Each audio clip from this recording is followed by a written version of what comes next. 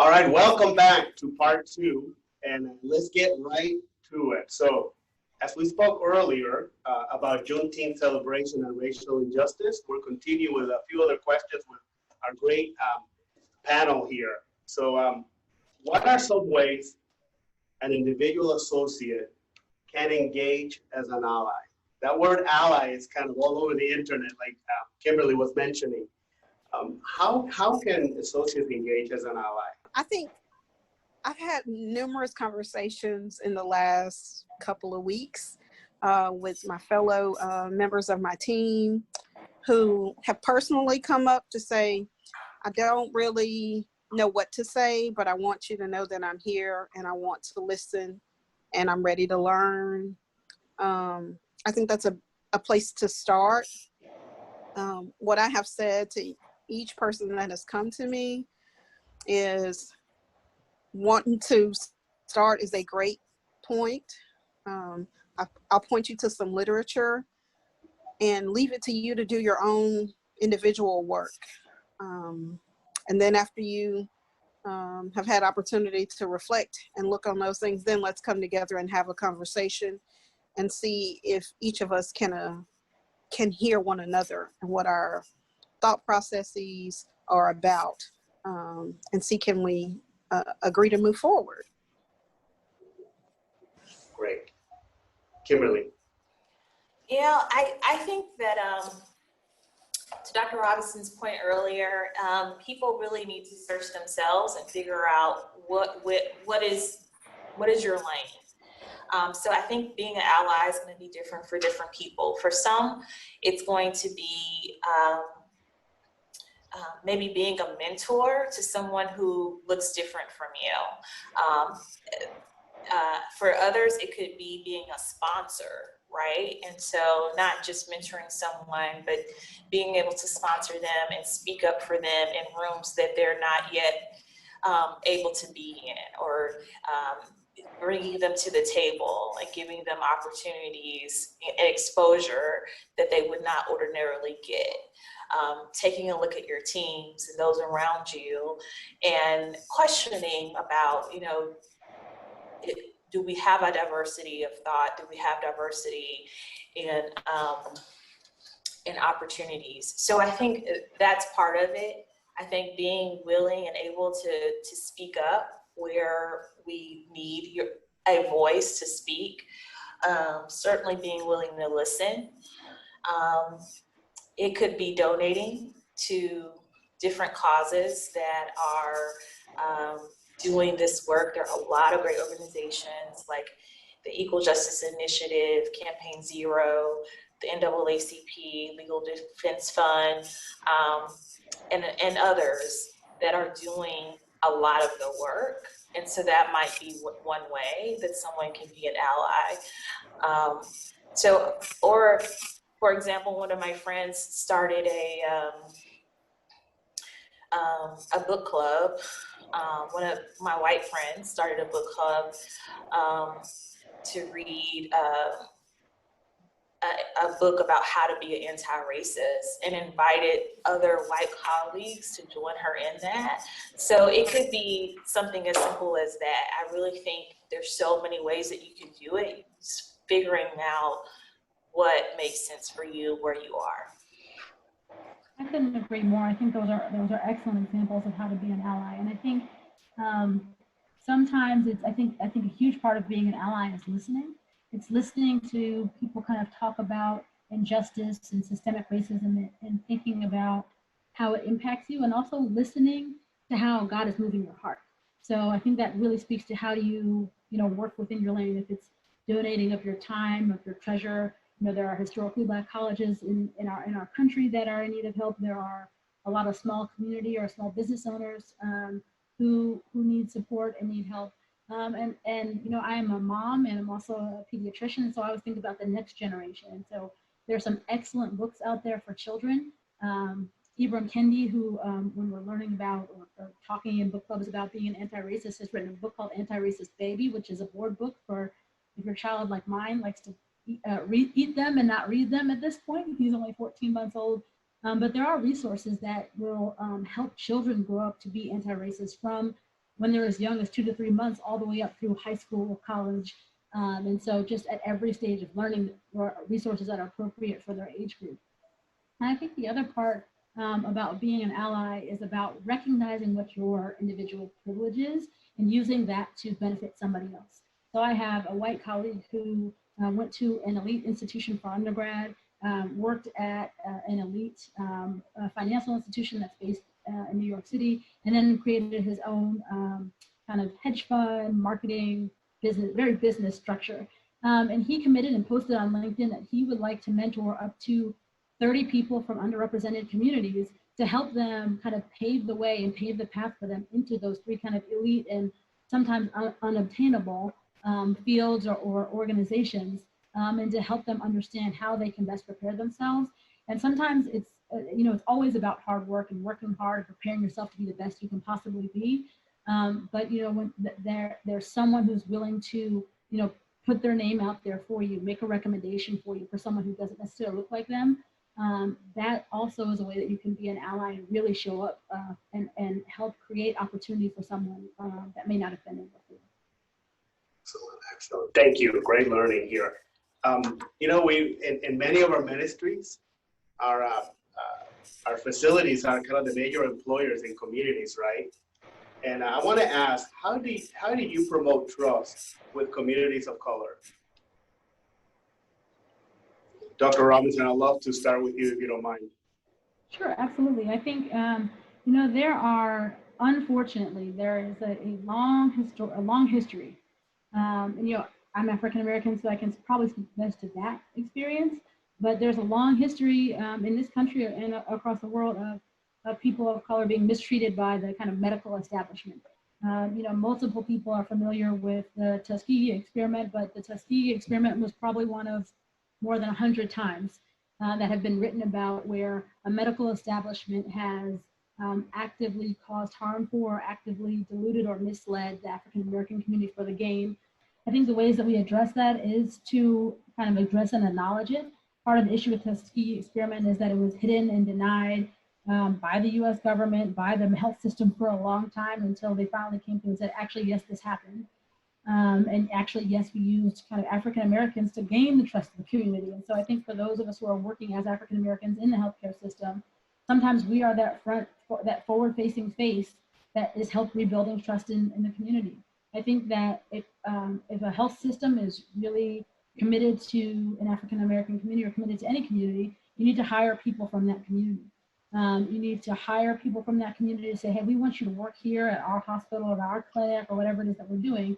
And beyond hiring, we need to promote, we need to recruit, promote, and retain. So you can bring someone in at an entry level, that's fine, but you need to have your frontline workers need to look like your C-suite staff. And so how do you make sure that, the African-American person in your C-suite is not your diversity inclusion person, although that's really important. African-Americans can do more than diversity and inclusion. So does that mean that we have more African-American CEOs? Does that mean that we have more African-American CMOs? Does that mean that, the head of our, independent lactation experts is an African-American woman? And that's kind of within CHRISTUS, and beyond that, on a national level. When will we be ready for an African-American woman to be the president of the United States? And until we get to the point where that's not a special thing, although it is definitely special, until that's just like, of course there should be that. We still have work to do. Thank you. Powerful words. Everyone else wants to add to that. How do we promote trust? Well, I would agree with everything Dr. Robertson said, and just add that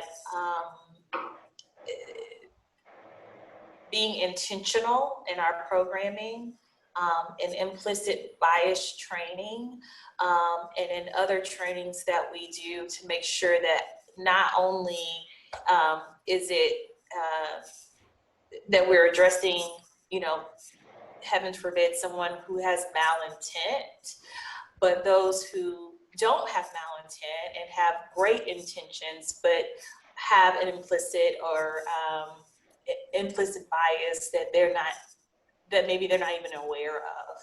And so understanding that the different communities that we serve and those implicit biases or those blind spots that we all have, and how do we address that? So I would add that, you know, that's one way that we can make sure that we're working to build trust. I think the other thing is to listen to our communities and be responsive to our communities. And I've been fortunate to be a part of some conversations, community conversations with community leaders who have voiced distrust for certain organizations or institutions in the community, and how do we get beyond that? And so I'm very proud that some of our leaders have been able to, or have been willing and wanting to come to the table and meet with community leaders, know who the spiritual leaders are in the community, African-American pastors or others who really have an influence and can help guide. And so I think partly is meeting people where they are. So that might be, you know, giving, you know, flu shots on a Sunday at a church, at a church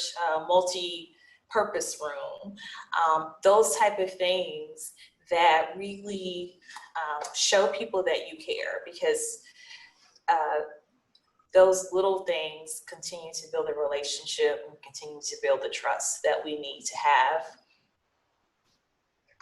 So it's like partnering for a healthier future. Absolutely. Partnering with our communities is key, it's critical. Maki, are you okay? You want to say something? No, I was just going to say that I agree with both the other panelists, all excellent points.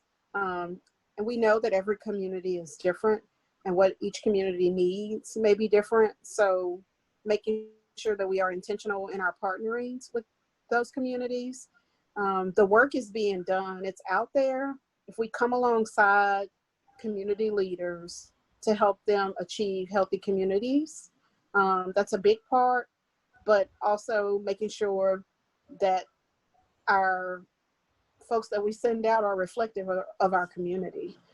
So making sure that there's a trusted partner from the community who is also had an established relationship with us. That's a big part of the puzzle to create an inroads and begin to build systems of trust. Thank you. All right. How can racism or unconscious bias, as you mentioned a second ago, play a role in the clinical encounter and also within the issue of health disparities? How can racism or unconscious bias play a role in the clinical encounter? Dr. Robinson, do you mind taking that one for us? Sure, absolutely. You know, I think, you know, the thing about unconscious bias is that you're not thinking about it, right? And so it's hard. And I think that, you know, public health and health disparities researchers and health equity researchers have done a really good job over the last decade of really 10 to 15 years of doing some really good, hard scientific research on implicit bias, unconscious bias, and how that plays out in the clinical sector. One of the best well-known studies talks about or looks at pain tolerance in African-American patients and shows that, you know, providers, that there's this implicit bias that actually extends across race, that physicians have an implicit bias that makes them think that African-American, specifically African-American women, have a higher pain tolerance and so don't need as much pain medication. And, you know, that is something that is never taught in any med school. It's just something that kind of becomes ingrained and that people kind of decide upon. And then the challenge and the dangerous part is that people use that information that's not scientifically based, that's just based on anecdote and or misinformation, and make clinical decisions based on that. And when we're making clinical decisions that are not based on facts or data, we really run the risk of doing harm to our patients. And ultimately it would be harm to the provider as well, because they're just not being the best provider that they can be. And so when we talk about patient safety and our goals for patient safety and providing fair and equitable care and care that is safe for our patients, the best way for us to do that is to ensure that we aren't using implicit bias to do that. I think that the challenging part, like we said, is because people don't realize that they're doing it. It's really important that our associates and that our physicians who are not necessarily employed by our hospitals and our clinics, but that they still receive this implicit bias training. And then we talk also about cultural competence, and I like to use the word culturally respectful care, because you really can't, as one human to another, we can't really say that someone else is competent in another person's culture, but we all can hold each other to a standard to be respectful of someone's culture.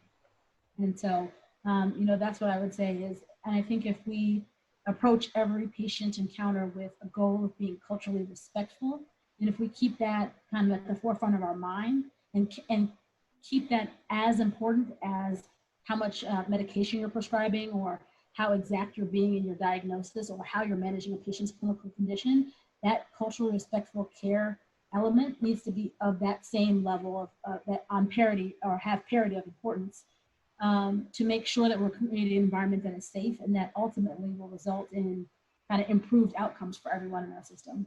Can you describe culturally competent strategies that you have intentionally applied to build a bridge with our African-American patients? And Mikey, I would love for you to start on that one. So some strategies that I have applied are, I do lots of volunteer work, but also work specifically targeting African American moms in my community. And I meet them before they're pregnant, during their pregnancy, and after their pregnancy to help establish breastfeedings and have a good breastfeeding outcome. And a lot of times what that ends up meaning is patients reach out to me for recommendations about delivering. Of course, I'm going to always suggest that they deliver at CHRISTUS. But when they come to CHRISTUS, because I'm a voice in the community, and that relationship has been established, and they get here and they realize how well they're cared for, and they're not met with, I hear it all the time. People didn't even ask me how I intended to feed my baby. They just assumed that I was formula feeding because I was a Black woman. They don't hear that at CHRISTUS, because we have done the work here in our facility to make sure that each mom has the same opportunity to breastfeed, and she's supported in that choice. And even if she chooses not to breastfeed, there are no assumptions. So that's just one of the things. And then something else, if I hear that there's something happening in the community, I try to show up and be a voice, representing myself, representing CHRISTUS, or representing my Cafe Olay group. So that's what I'm good at, and that's what I can do. But I have seen really good outcomes with that particular strategy. And we've seen the results. We've seen the results. Thank you. Anyone else wants to comment on that one, culturally competent approaches? Okay. All right. I'm going to ask one final question. I would like for all of you to weigh in on that one. Complete the following sentence. I am hopeful in that. I am hopeful in that. I am hopeful in that, really for the first time in my lifetime, I'm seeing such a diverse group of people who are talking about these issues and acting on these issues, addressing these issues. For so long, it kind of felt like it was just the African American community that was celebrating Juneteenth. And now to see so many people celebrating it and taking steps to learn more about it and to commemorate this day, in the same way, feeling like just one group of people are screaming at the top of their lungs, Black Lives Matter, but now to have so many people from all age groups and races and across really all kind of various life experiences to come together and talk about these issues and recognize some of the pain and the hurt that is particular to the African American community. I'm hopeful in that, and it's encouraging to see that happen. We can hear you, Dr. Rosen. I think I would say that I am hopeful, just like Kimberly said, or Ms. Kingweb, I apologize. I think that we have a unique moment right now, and that there are so many people from so many backgrounds and so many walks of life who are now coming together with one goal, which is to eliminate systemic racism. And I think that's huge. I think I'm very hopeful in the fact that we have great people doing that work here at CHRISTUS, and that are from the most senior level, that this is a priority, sets the tone and sets the expectation for the entire organization, so that no matter what ministry you're in, we know that this is a priority and a goal and an expectation of CHRISTUS associates. Really gives me hope for the future, and gives me hope in that any patient who comes through our door is going to be treated with respect. I'm excited for what we're going to be able to do in this space. Thank you. Maggie. I am hopeful that because this has become such a broad audience, it's I feel like it's the time. I'm hopeful that when my children and grandchildren are my age, they'll be able to not have this be so much, this is still the movement, as this is where we've come from, and look how far, look how much better it's been when we had allies from all ethnicities, walks of life, join us in this work. I'm really inspired. I'm so grateful for our own organization taking the stance that it took and being committed to doing the work. So it gives me great hope that this won't be this type of conversation for much longer. Excellent. Wow, this is such an encouraging way to finish this panel. Thank you again for your hearts. Thank you for your willingness to extend yourselves so that we can all achieve understanding and continue our growth as people and continuous growth as one Christus in extending the healing ministry of Jesus Christ. So thank you all for tuning in, and until next time.